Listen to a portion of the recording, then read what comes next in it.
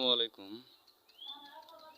দেখুন, ইন্দোনেশিয়ার এক মসজিদে ইমাম সাহেব নামাজে হয়তোবা কোনো ফরজ নামাজের ওয়াক্তায় তিনি ইমামতি করার জন্য দাঁড়াইছেন, কিন্তু যখন সিজদাত গেলেন উনি সেজদাত অবস্থায় তিনি আর উঠলেন না।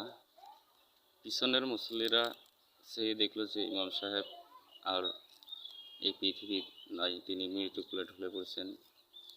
আল্লাহর কি মহিমা যে সিজদারত অবস্থায় তিনি ইন্তেকাল করলেন। ইন্না লিল্লাহি ওয়া ইন্না ইলাইহি রাজিউন। আল্লাহর কাছে